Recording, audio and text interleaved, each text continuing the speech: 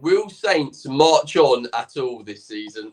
Welcome back to Where Saints Talk with myself, Luke, and today we've got Elliot, Alex, and Nick discussing all things Southampton, including this week's A to Z. So please stick around for that. We'll start with the two games just gone. We'll go to yourself, Nick. What do you think? It wasn't all doom and gloom, was it? No, and I think if you had asked most Saints fans before the week, 4 points from the two games, especially two away, good result. But this Saints team is consistently inconsistent. They looked. I'd say the performance was quite good against Sheffield United, even if it got a little ropey towards the end. Against Derby, I don't think many people are happy with that performance. But at the end of the day, 4 out of 6. Keep going into the international break and beyond. Yeah, certainly not bad. We were obviously talking last week, and I think a lot of you had the games the other way around. You thought Sheffield United would have been the tougher game. Was you expecting to get 3 points against Derby, Alex? After the midweek performance, I was. I thought we'd see a bit more of a kind of Will Stewart team, and which I suppose in the week before we did, but this week it seemed a bit more. The players didn't know what they were doing again. Not a huge idea of what they were trying to do against Derby, because when you've got a team like Derby kind of playing a mid block against you, it's so hard to play around, and they just couldn't do it again. Yeah, it's difficult, isn't it? When a team does set up in a certain type of way, trying to break them down, etc., is difficult. Let's go through a few of the positives. Elliot, Armstrong, he scores again. Yeah, absolutely. It was a bit like a FIFA goal, wasn't it? The way it sort of bounced off the defenders and he just sort of tapped it in. I think we were lucky that Derby fell asleep at the wheel there. But no, it was great. It was the link-up play from Ross Stewart, which I think needs a mention because he created that goal. And he created a few other big chances in the first half as well. So, and you can tell that when he came off injured, that was when we lost control of the game, when we started to, not be as effective in the final third. But no, yeah, it's great that he's up and running in the Championship now, because we know that he can score goals at this level, and he will be a very important player for us going forward. Yeah, he definitely, like we touched on last week, we spoke a lot about him. He's definitely someone who can score at this level. Let's touch on Ross Stewart then, shall we, Nick? I mean, it's such sad, isn't it? He gets up and running. He looks very good the last couple of games, and then he gets injured. It's so unlucky. I mean, the only thing you could maybe criticize is perhaps he shouldn't have started the game with his injury history and playing midweek. But I just wanted to quickly go back to something Alex said about a Will Still team. That Ryan Manning chance in the first, I think, 3 minutes that was beautiful football. I mean, Manning to Charles into Stewart, third man run back to Manning. Phenomenal chance, very direct. And then, like Elliot said, as soon as Ross Stewart gets injured, it kind of went away. So we'd love to see that Saints continue to play this style of football with the different personnel coming in. Yeah. Welcome, Joe. You're running a little bit late, but nice to see you, mate. We're just touching on Ross Stewart. I mean, it's such a shame to see him go off injured, wasn't it? Yeah, I mean, I feel desperately sorry for the bloke because he's come in with quite a big fee on his name. We signed him for 10, 11 million. And a lot of Saints fans are getting on his back when, in all honesty, yes, he's injury prone, but we've still got a very decent player on our hands. So it's just a real shame because, as everyone's alluded to, he was kind of starting to get up and running, and he was only the real striker that we have that can kind of hold the ball up and has a bit of power about him. But yeah, it's just one of those things again in football. Yeah, definitely. Right, so we've obviously gone through the last two games. There's an international break now. We come back from the international break. Is this now the time, Elliot, that Saints really need to kick on? Yeah, you'd hope so. But we saw last time we had the international break, we had that worst ever South Coast Derby result. Worst ever draw in a South Coast Derby, because it was just flat and boring, and Pompey was celebrating the draw, because we were so crap. So yeah, we can't let that happen again. I'm worried that without Ross Stewart in the lineup, Will still hasn't really got a good plan B, because his plan B yesterday was put Adam Armstrong up to number 9, which doesn't work, and then bring on Damien Downs, which is a whole other conversation. So, yeah, I don't like the international break at the best of times. In this particular time, I feel like it's probably going to be more to our disadvantage because of the reasons we've discussed with Ross Stewart and all that sort of thing. So, yeah, but we need to kick on and just win 2 or 3 games in a row. Otherwise, I'm worried we're just going to be mid-table mediocrity. Yeah, I think that's the general thing I keep seeing all over Twitter is the worry for if Saints don't get started very soon, it could end up in quite a shocking season. Alex, is that what you're looking at? Are you optimistic? Are you still thinking no? We've still got to. It's early on. We've still got time to push up the table. It is early, but yeah, 2 wins so far. It's still looking a bit bleak. I'm hoping they'll kick on, and it was at this point under Russell Martin where we lost 4 games and then we won loads of games. So I'm hoping the international break has come at a good time where they can have a bit more time on the training ground with the new signings, find out what they're going to do, because I'm slightly worried about what Elliot said is without Ross Stewart, what do you do? Because the main kind of source of attacking is going through by putting balls in the box. But Damien Downs, he won't score, and Cameron Archer can't score with his head. So, yeah, you're going to have to find a different way to get it in the goal. And, yeah, it's going to be slightly worrying if we can't do that. So that needs to be worked on. Yeah, definitely. Like you say, I think we've touched on this the last couple of times. Saints haven't got the personnel, apart from Ross Stewart, where you can sort of put balls into the box. You've got some of the best crosses. I mean, Tom Fellows is one of the best crossers in the division. And the fact that you haven't got someone that he can hit, obviously, barring Ross Stewart when he's obviously available. It can be a little bit difficult. Something I also want to talk about, which I think has been a generalisation over the first 8-9 games into the season now, the refereeing standard this season in the Championship, I think, has been shocking. Joe, what do you think? It's been poor, isn't it?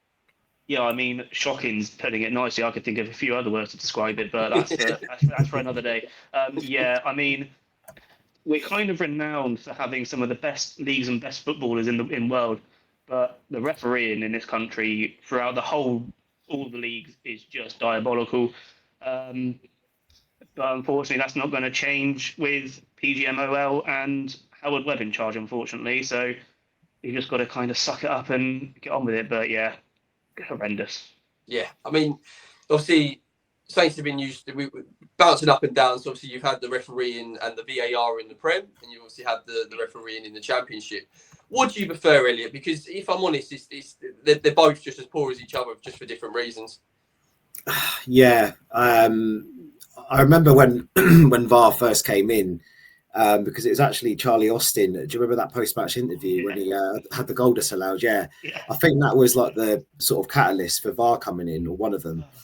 And I remember being really excited, thinking, "Oh, this is finally going to be the answer to all our prayers with refereeing." But it was the application of the technology, not the technology itself. And I think we had what's his name, Mike Dean, saying that he didn't want to overrule a decision because his mate was in charge. He didn't, there's a lot of corruption in the refereeing bodies. And I just think, yeah, there's a lot of issues, as Joe alluded to, with the PGMOL. I think refereeing is a very tough gig. You can be the most hated man in front of 30,000 people for an hour and a half. It's not an easy job to do, so I think it's understandable that they make mistakes, but they're supposed to be supported with the technology, and instead they're, making it worse at times. So, yeah, I mean, we could have a whole other episode just about refereeing, couldn't we? we generally could. We generally could. We'll leave it there for now, but let's see how the season goes on. Right, prediction time, boys. So I'm gonna we'll go to Alex. So Alex, Swansea at home is the next game. What are we thinking? What's going to be the score? What is your prediction? Yeah, it's a bit of a clash of styles because apart from the 3 teams that came down from the Premier League, Swansea have had the most possession in the league. So it'll be interesting how that plays out and who has more of the ball. yeah, it's one of those games where you've got to win. There's after the start we've had, you've got to be at home on a Saturday. You've got to be beating teams like Swansea. So if I had a prediction, I'd go 1-0 to Saints, but I'm not entirely confident. Okay, that's all right. 3 points, 3 points. Joe, right, I know obviously we've got a couple of weeks to go till the game, but it's something to ponder over. What's your prediction, mate? See, I want to go full confidence and say like 4-1, but we all know that's going to come back and bite me on the arse in a couple of weeks. So I'm going to mirror Alex and go for a nervy 1-0 win. I just can't really see where the goals are going to come from, especially with Stewart out now. Okay, both taking a 1-0 win. There's still 3 points. Right, we're now on to this week's A to Z. So we are on the letter B. And Nick, we're going to start with yourself, mate. So what is your letter B for the A to Z for Saints? Yeah, so I kind of had the pick of the litter with ex-players.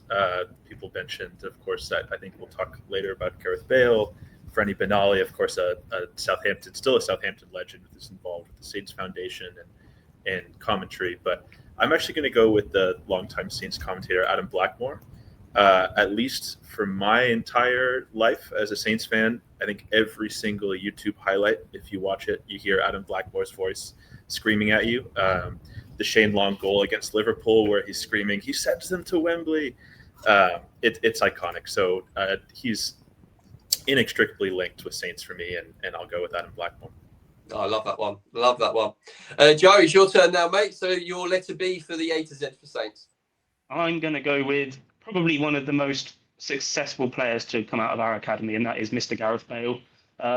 His record speaks for itself since coming out of our academy. He had a good few years with us and did really well at Tottenham, and then obviously Madrid and LA. But yeah, one of the best products of the Southampton academy, in my opinion.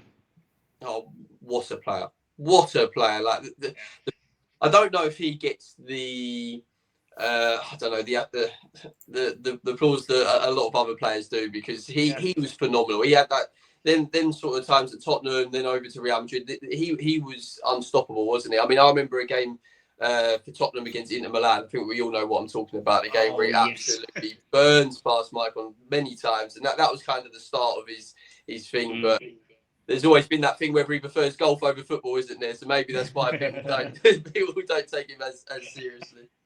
Right, we're now moving on to tweet of the week. So tweet of the week this week is actually about the owners. So Phil for Will Still seems a decent chap. Got sold the dream by our shit owners. Or what do we think, Elliot? We could throw it to you, mate. What do you think? Are the owners to blame for the current state? Yes and no. Obviously, if we have to go back a year, don't we, to the promotion season, the season back in the Prem. You know, looking back on it, it's got to go down as one of the worst ever transfer windows in Premier League history. We had one of the worst seasons in Premier League history. So Russell Martin wasn't given the players that he, should have had to be in within a chance of survival. But then, who did we replace him with? Ivan Juric. Awful.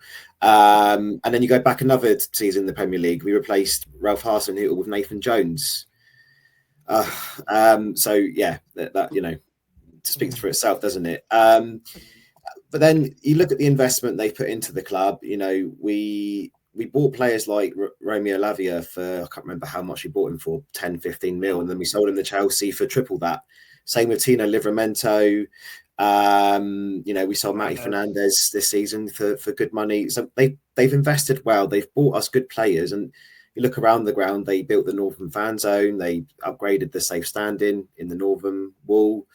So it's patchy, isn't it? But ultimately, I think the project that Will Steele's got is a massive rebuild project, because, as I said, last season was one of the worst ever in Premier League history. So he needs a bit of time and patience. I don't think he's going to work miracles, but also, I said this, and I think I said it in the last pod, we needed an extra striker because, as we've already discussed, Ross Stewart's out, Damien Downs isn't good enough, Cameron Archer can't hold the ball up. you know, so that's again goes back to the owners. So yeah, long story short, there's been good and bad, but I'm worried it's more bad at this stage. Yeah, I think that's very fair comments, if I'm honest, mate. I think that's a good reflection on what the current state of the situation is. And obviously, you have to wait till January to see what you can do in terms of the transfer market. Right, well done. Thank you very much, guys. Cheers for a good conversation as always. And thank you, everybody, for watching and listening at home. Please like and subscribe. And please comment below your letter B for the A to Z for Saints.